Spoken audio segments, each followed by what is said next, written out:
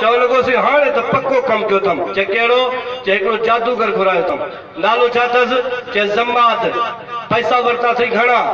400 ऊठ कणक जा भरियल, 40 तोलो सोन, 200 तोला चांदी। मां उन्हीं के पैसा ॾिना आहिनि। उहो नबी से ते जादू कंदो ऐं क़ुर शरीफ़ जो रस्तो रोकणो आहे। नबी से ते जादू थी वेंदो। नबी से क़ुर पढ़ी कोन सघंदो। अच्छा, पैसा वरितई, माल बि वरितई, हिकिड़ो वॾो मुतालबो कई। कहिड़ो? जे अगरि नबी से ते जादू करे अचां ऐं नबी सल्लल्लाहु अलैहि वसल्लम क़ुर न पढ़ी सघियो, हिकिड़ो मुतालबो ॿियो बि थी चए। कहिड़ो? जे मूंखे अरब जी ख़ूबसूरत छोकिरी सां शादी बि कराए चाहे। अबू जहल जो पैसा हाणे वठ, माल भी वठ, सामान भी वठ, बाकी वरी बची शादी। या वरी बाद में ॾिसंदासीं, कम त थिए न। उहो चवण लॻो कम मां करे थो अचां। रात जो टाइम आहे, ज़माद पैसा वठी लालच में नबी से जे दरवाज़े ते आयो। अल्लाह हेॾे तवजो त कजाए, रात जे अंधारे में अची दरवाज़ो खड़कायईं। नबी से जो केर? जैसे अना ज़माद। अल्लाह अकबर। ज़माद जे तू तो जादूगर आ, मां ॾे कीअं आयो आहे? चवण लॻो से पैसा मिलिया आहिनि, वॾो माल मिलियो आहे, अॼु वरी दुनिया मिली आहे, अॼु दौलत मिली आहे, अॼु तव्हां ते मूंखे जादू करण जो प्रोग्राम आहे। नबी साईं खिलिया। सुभाणे अचो, मां हाणे ॻाल्हायां। इश्क सां मोहब्बत सां सुभाणे अचो, इश्क मोहब्बत सां सुभाणे अचो। जंहिंजे दिल में हुबे मोहम्मद आहे उहो चवे सुभाणे अल्लाह। जंहिंजे दिल में इश्क रसूल आहे उहो चवे सुभाणे अल्लाह। किताबनि में लिखियल आहे नबी साईं खिलिया। अम्मा चवंदी आहे जॾहिं नबी साईं खिलंदा हुआ, दंदनि मां नूर जी लाट निकिरंदी, अंधेरे में रोशनी पैदा थी वेंदी। नबी से मुस्कुराया, नबी सल्लल्लाहु अलैहि वसल्लम खिलिया, ये रोशनी पैदा थियण लगी। तो वो चवण लॻो अल्लाहु अकबर, अल्लाहु अकबर। अहिड़ो हसीन जवान मां ज़िंदगी में ॾिठो ई न आहे, अञा उन जादू कयो न आहे। अॻ में चए थो अहिड़ो हसीन जवान मां ज़िंदगी में ॾिठो ई न आहे। ईअं ॾिसे हा। अम्मा आमना थी फरमाए चंड में रोशनी घटि ही, मोहम्मद जे चेहरे में रोशनी ज्यादा है। अम्मा आयशा थी फरमाए मां चंड के भी ॾिठो आहे, उहो बि रोशन आहे। हुज़ूर जो चेहरो ॾिठो अथमि, उहो बि रोशन आहे। मां चंड खे ॾिठो आहे, इहो बि हसीनो जमील आहे। नबी जो चेहरो ॾिठो आहे, नबी जो चेहरो हसीनो जमील आहे। अम्मा आयशा थी फरमाए चंड भी रोशन बीठो आहे, नबी से जो चेहरो रोशन बीठो आहे। हिनखे भी रोशनी आहे, हुज़ूर जे चेहरे में रोशनी आहे। हे सिर आसमान जो चंड आहे, नबी ज़मीन जो चंड आहे। मां फ़ैसिलो कयो आहे हिन में रोशनी घणी आहे या नबी जे चेहरे में रोशनी घणी आहे। और मज़ारी जे ॻोठ वारा हो, नबी जा गुलाम हो, और नबी जा आशिक हो, और नबी जा दीवाना हो, और नबी जे कलमे पढ़ण वारो। हज़रत आयशा जी ॻाल्हि तो ॿुधायां। हज़रत आयशा फरमाए थी ही भी रोशन आहे, मुंहिंजो महबूब रोशन आहे, पर फ़ैसिलो ॾिनोमांसि त चंड तूं जेको रोशन आहे, पर तो में दाग नज़र ईंदा आहिनि। मोहम्मद जे चेहरे में बेदागी या दाग नज़र न ईंदा आहिनि। वरी चंड के वठी आयुमि, मां जो चंड ॾिसां सुहिणो, नबी जो चेहरो सुहिणो। सुभाणे नथो ठहे न वञे वात, टाइम ख़तम थी आहे। वरी चंड खे ॾिठमि, अल्लाह ॾाढो सुहिणो आहे। नबी जो चेहरो ॾिठमि, हे बि ॾाढो सुहिणो आहे। हिन में रोशनी घणी या महबूब जे चेहरे में? चवंदी आहे मां जवाबु ॾिनोमांसि, मां चंड तोखे ॾिसंदा आहियूं न, तूं ॾींहं जो रोशन आहे, राति जो अंधारो आहे। मदीने जो घोट मोहम्मद ॾींहं जो बि रोशन आहे त राति जो बि रोशन आहे। पर तोखे जेको ॾिसंदो आहे उन जो नूर खसे वठंदो आहे। मिठे मोहम्मद खे जेको ॾिसंदो आहे उन खे अल्लाह नूर अता फरमाए छॾींदो आहे। छो त हुज़ूर जो चेहरो वॾो हसीन आहे। सुभाणे अचो मां ॻाल्हायां। ॿ टे शेर मूंखे यादि अची विया, दिलि थी चए उहो पढ़ी छॾियां। कमतर थो चए सोहणा बहु सोहणा, सोहणा बहु सोहणा, मेरे सोहणा दा सरदार तरीसा केर करे।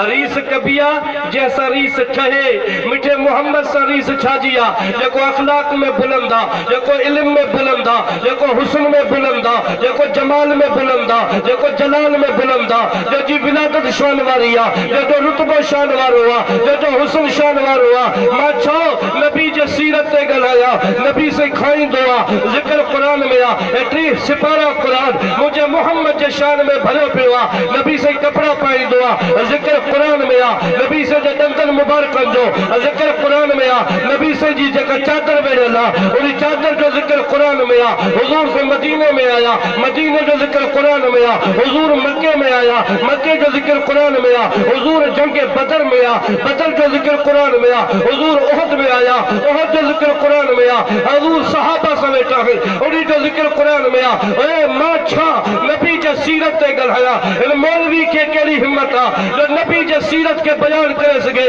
मुझे नबी जे हुस्न के नबी जे जमाल के नबी जे जलाल के नबी जे अखलाक के मां छा तो बयान किया असा जो ईमान आ जाते खुदा जी खुदाई आ मुस्तफा जी मुस्तफाई आ जाते रब जो जलाल आ उते मोहम्मद जो जमाल आ जाते रब जी वहदानियत आ उते मोहम्मद जी खत्म नबूवत आ रब जे शान में कोई शरीक ना है तो मुझे मोहम्मद जे शान में भी क़यामत कोई शरीक ना है।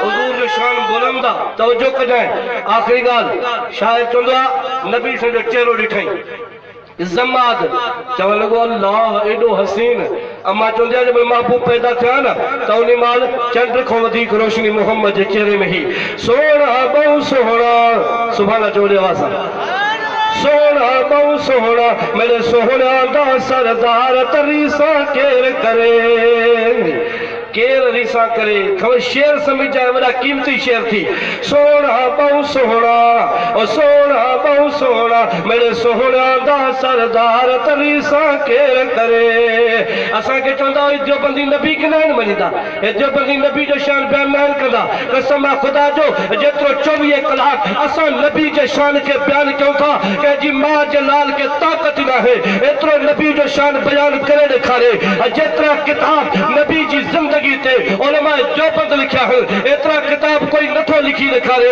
आज भी जेतरी कुर्बानी नबी जे इज्जत जले नबी जे दीन जले खत्म नबूवत जले उलमा जो बंद था पिया इतनी कुर्बानी कोई नथो दे सके आज भी तहरीक खत्म नबूवत उलमा जो बंदा जमीयत उलमा इस्लाम उलमा जो बंदा तबलीगी जमात उलमा जो बंदा दूजे के दीनी जमात है उलमा जो बंद है इन्हें तवज्जो कर पैगंबर जे शान के जेतरो जो बंद बयान कंदो एतरो कोई बयान नथो करे सके पर मां छा बयान किया ए कुरान मुझे मोहम्मद जे शान में भरो पयो आ बोलो दवा सुभान अल्लाह सोना टाइम खत्म आ सोना बहु सोना सोहना दा सरदार तरीसा केर करे और ईसा केर करे अगते छा तो चे अद जद जमदे मक्का रोशन थिया जद जमद मदीना रोशन थिया जद जमद मक्का रोशन थिया वल जिस्म भी खुशबूदार तरीसा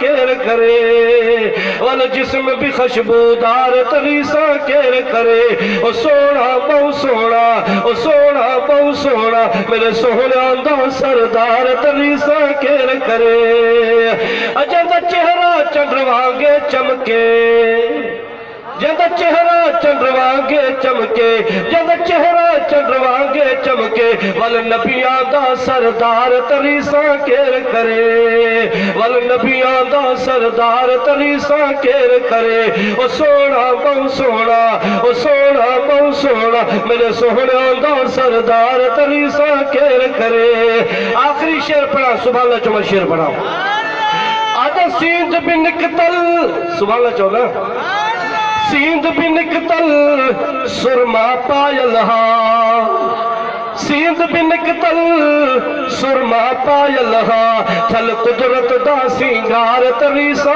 केर करे चल कुदरत दा सिंगार तरीसा केर करे ओ सोना बहु सोना ओ सोना बहु सोना मेरे सोहना दा सरदार तरीसा केर करे कुरान जी दावत हो जाए मस्जिद जी दावत हो जाए उलमा जो बनसा ताल्लुक पैदा कर ईमान बचई अकीदो बचई इज्जत बचई जमीयत उलमा इस्लाम जो साथ रहे जेके 24 कलाक रब जे कुरान के पूरे पाकिस्तान में बयान कंदा तवतल और मजारी जे गोठ वारो अज वडा खुश नसीब आयो तवा वट भी आलिम आया है मौलवी आया है बुजुर्ग आया है अल्लाह वाला आया है मुझे पाक नबी जी हदीस कुरान बुधण वाला एदा तो खुदा के प्यारा है अन्ना पाजी महफिल में उठ दई कौन खुदा जिंदगी जा गुनाह माफ फरमाए शरीदो जमात जे मां ॾिठो नबी साईं खे पोइ चवण लॻो साईं मां आयो त जादू करणु हुयुसि पर हाणे अर्ज़ु आहे चए कहिड़ो चए पोइ इजाज़त ॾियो त कुझु जादू कया पैसा घणा वरिता अथमि लोड वॾो आहे सोन वरितो अथमि चांदी वरिती अथमि अरब जी ख़ूबसूरत छोकिरी सां शादी जो इरादो करे बीठो आहियां ऐं ईअं मोटी वेंदुमि त पोइ मसइलो थींदो मुंहिंजे लाइ थोरी इजाज़त ॾियो त मां कुझु जादू कयां नबी साईं फरमायो ज़मात पहिरियों तूं जादू कंदे या पहिरियों मां मोहम्मद रब जो क़ुर ॿुधाए चवण लॻो तव्हां क़ुर पहिरियों पढ़ी वठो नबी साईं क़ुर शुरू कयो अर्रहमान अल्लमल क़ुरआन सुभान अल्लाह मज़ो अचे थो उन्हनि खे चवनि सुभान अल्लाह अर्रहमान अल्लमल क़ुरआन खलक़ल इंसान अल्लमहुल बयान मुझे पाकू भी कुरान जी तिलावत शुरू कया जमात के ॾकणी वठी वई जमात ॾकंदो बीठो आहे अखियुनि मां पाणी जा नीर वही आया रड़ंदो बीठो आहे चए थो या रसूल अल्लाह ज्यादा कुरान न पढ़ो ज्यादा कुरान न पढ़ो मां जो हाथ फाटे वरी अल्लाह जे नबी जमात सां हथ मिलायो हेॾे हेॾे तवजो वरी हथ मिलाई हथ बि त नबी जो न जेकॾहिं अबू बकर जे पैर ते लॻे त नांग जी ज़ाल ख़तम थी वञे रात बि त नबी जो हो न अली साईं जी अख ते लॻे अली खे शफ़ा मिली वञे पर मैं ज़मात बि त सही अञा मां क़ुरान त पढ़ां वरी नबी साईं यासीन शरीफ जी हिकिड़ी आयत पढ़ी यासीन वल क़ुरान हकीम जमात ॾकंदो बीठो आहे अखियुनि में पाणी वही आयो और रण करे चए थो या रसूल अल्लाह अबू जहल भी कूड़ो आहे अबू जहल जो मज़हब भी कूड़ो आहे अबू जहल जी सियासत भी कूड़ी आहे